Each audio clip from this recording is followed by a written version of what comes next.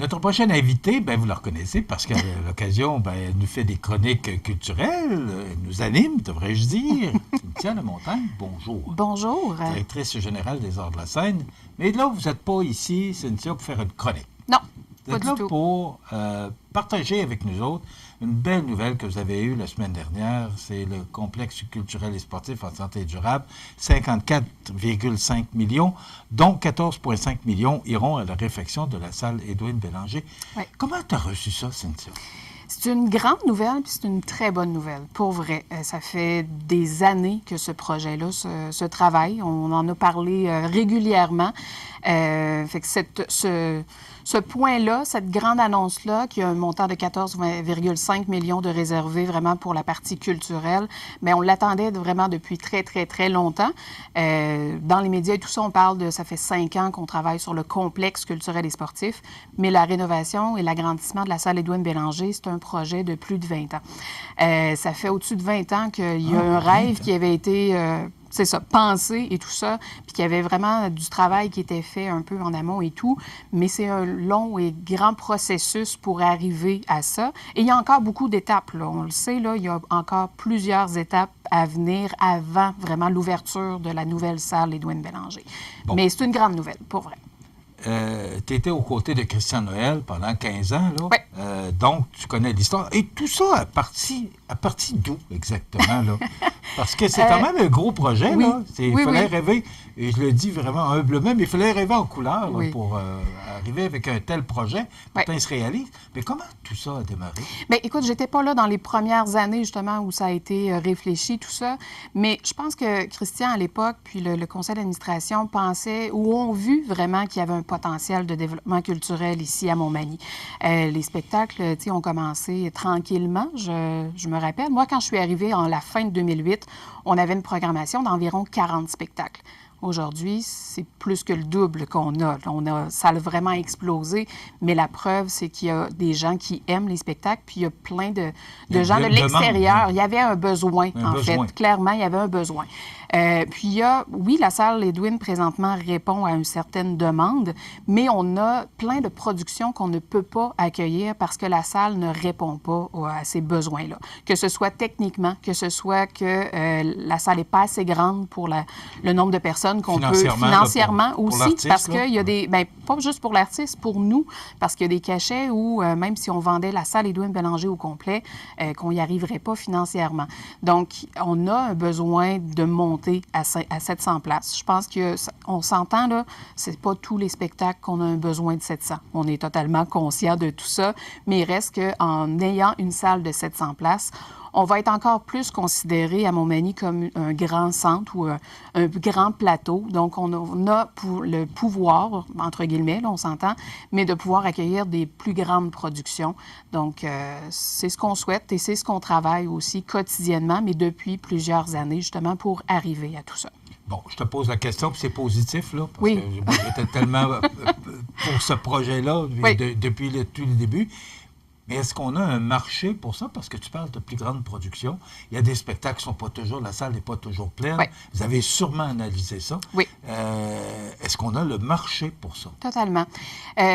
En fait, on a déposé au ministère de la Culture et des Communications pour le projet. Donc, c'est vraiment comme ça. La première étape était vraiment de déposer ce qu'ils appellent un avant-projet.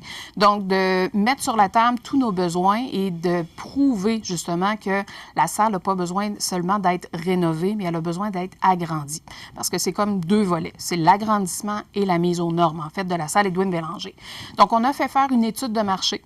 Il y a une étude de marché qui a été faite au courant de l'année 2023. Donc, elle est vraiment récente, cette étude de marché-là.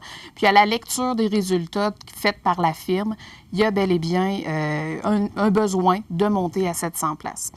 Il faut aussi se rappeler que Montmagny est un peu la porte d'entrée de l'Est du Québec. Donc, on fait partie du grand réseau, le ROSEC qu'on appelle, donc le réseau organisateur de spectacles de l'Est du Québec. Donc, ça commence à Lévis. Donc, Montmagny, on est très près de Lévis. Ce qui fait qu'il y a plusieurs tournées où des fois, l'Est du Québec, donc on parle, mettons, exemple de Gaspé ou peu importe, les autres salles qui ont des grands plateaux, a besoin d'autres diffuseurs sur la route pour réussir à attirer, d'une certaine façon, la production. Donc, l'artiste ne va pas partir de Montréal et faire Gaspé aller-retour. Donc, il doit se trouver des endroits pour arrêter en cours de route, pour rentabiliser totalement. Donc, Montmagny fait souvent partie des premiers ou des derniers à accueillir la tournée, mais là, avec les contraintes qu'on connaît de plus en plus, avec l'aspect technique aussi de la salle, on a, pour vrai, notre équipe technique fait des miracles depuis des années parce que le débarcadère n'existe pas, en fait. Donc, il n'y a pas vraiment de débarcadère pour monter les coffres je ne sais pas si vous avez déjà vu tous les coffres d'équipement que les tournées peuvent apporter, mais c'est très gros, c'est lourd et souvent, il y en a plusieurs. Il faut quasiment faire un labyrinthe dans l'école pour se rendre jusqu'à l'ascenseur, monter par l'ascenseur les coffres, puis il y a souvent des équipements ou même des décors qui ne rentrent pas dans l'ascenseur. Donc, l'équipe technique doit monter ça à bras dans l'escalier. Et il faut se rappeler que s'ils ont monté et installé, le soir, il faut démonter et redescendre. Tout ce qui monte va redescendre. C'est ça. Donc, c'est quand même beaucoup de travail. Puis, ils ne veulent pas de transporter tout ça à bras. Il y a un risque aussi pour eux autres, un risque de blessure et tout. Donc, d'avoir un vrai débarcadère où le camion va arriver, on ouvre la porte, il va être derrière, complètement derrière de l'école. On débarque tous les coffres, on monte et ça va monter directement au deuxième étage. Et là, il va rester vraiment juste à rouler les coffres pour arriver au niveau de la scène. Donc, tous ces plans-là ont été faits, ont été pensés, ont été analysés aussi. Donc, on le sait que physiquement, il y a, oui, des transformations à faire dans l'école, mais il n'y a rien d'impossible. Donc, toute cette partie-là a été au moins faite dans l'avant-projet déposé au ministère de la Culture. Donc, les frais ou le budget total qu'on a estimé ou que les professionnels ont estimé, bien, c'est vraiment ce qu'on pense. C'est sûr qu'il y a toujours place à bouger un peu dans les frais, mais on pense là, pouvoir y arriver dans le budget qui a été déposé. Bon, à partir de là, les gens qui nous regardent maintenant disent « Ouais, mais là, quand est-ce que ça va se faire? » Parce que c'est long, c'est compliqué, oui, c'est pas, totalement. Tu dis, là, oui. C'est pas simple, ce projet-là. Oui. La première pelletée de terre, on n'est pas rendu là. Et là, c'est pas les Arts de la scène, c'est le Centre de service scolaire qui est porteur du ballon, en passant, qui a fait une sacrée belle job, Jean-Marc Jean, entre autres. Oui. Mais moi, je nomme des noms, parce que je trouve ça important, parce qu'il y a tellement... puis je ne veux pas en oublier, puis pas ça l'objectif, mais au moins de dire qu'il y a des gens qui se sont impliqués là-dedans pour que ça marche. Là. Mais là, la prochaine étape, c'est quoi? Pour les Arts de la scène, je vais parler vraiment au nom des Arts de la scène. Donc, nous, notre prochaine étape, c'est vraiment d'aller chercher le reste du financement. Donc là, on a eu la grande nouvelle, justement, du provincial, donc le 14,5 millions qui est réservé pour le culturel. Ça, c'est un grand pas qui a déjà été fait. Il reste quand même de l'argent à aller chercher. Donc, il y a un autre programme. On souhaite encore quelques millions. Donc, pour vrai, oui. C'est quand même très, très gros comme projet. Puis, il faut penser que c'est fait dans une école et la salle est vraiment au centre complètement de l'école. Vous le savez, là, vous venez régulièrement au spectacle. La salle est vraiment au centre de l'école. Et tout le tour de la salle, il y a vraiment des classes. Donc, il faut arriver à créer une certaine boîte noire pour que, en pleine journée, l'équipe technique puisse travailler, les artistes peuvent faire des tests de son sans déranger les élèves qui sont en train d'étudier, parce que, veut pas, la base de l'école, c'est ça aussi. Donc, de semaine et de jour, les étudiants sont là pour apprendre, et les enseignants sont là pour enseigner. Donc, il ne faut pas les déranger. Mais la salle, en étant vraiment au centre, il faut réussir à créer une boîte noire. Mais ça se fait. Donc, c'est pour ça que les plans ont été faits aussi pour ça. Mais c'est pas simple de faire ça. On ne pourra pas fermer l'école. Là. Je pense que dans les dernières entrevues que tu as faites, ça a été dit aussi. C'est impossible de fermer l'école, de sortir les élèves de là pendant qu'on fait les constructions. Donc, il y a vraiment plein d'étapes à faire, puis ça va être sur plusieurs mois, peut-être même plusieurs années, de réussir à construire tout ça. Je pense que ça va se faire vraiment par étapes. Donc, pour nous, pour les Arts de la scène, la prochaine étape, c'est vraiment de finir d'attacher le financement. C'est vraiment ça. Oui, c'est une grosse job encore, parce que les gens sont beaucoup sollicités dans la région. Donc, il y a Desjardins, Promutuel, Daniel Lachance, pharmacien, qui ont déjà embarqué. Oui. Mais les gens sont beaucoup sollicités. Donc, là, on va aller encore une fois cogner aux portes. On va aller cogner aux portes, mais il reste des portes à aller cogner aussi. Donc, au niveau du fédéral, on sait qu'il y a une subvention qui existe pour ce genre de projet-là aussi. Donc, c'est le travail qu'on va aller faire, puis qu'on a déjà commencé. Donc, on est là-dessus. Mais il y a plein d'autres choses. Hein? Mais oui, il faut Oui. que ça se fasse, Non, mais effectivement. là, tu dis il manque quelques millions. C'est pas grave, quelques millions. Tu m'avais dit plusieurs millions, mais quelques, c'est pas beaucoup.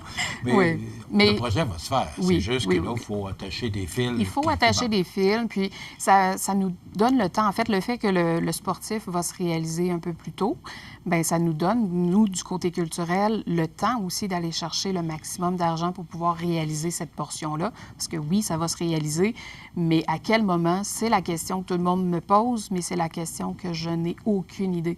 Est-ce que c'est dans 2 ans qu'on fait l'appel terre? Est-ce que c'est dans 6 ans? J'en ai aucune idée. Je ne peux pas m'avancer sur quelque chose que je ne connais pas.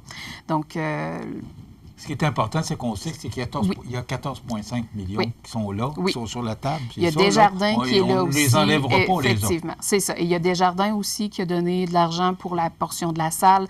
Il y a les Arts de la scène aussi qui vont investir financièrement. Il y a la MRC de Lillet qui est la impliquée au niveau MRC culturel Lillet, du projet. effectivement. Donc, il y a quand même plusieurs acteurs tout autour qui vont contribuer, mais il y en a aussi encore à aller chercher. Donc, c'est les...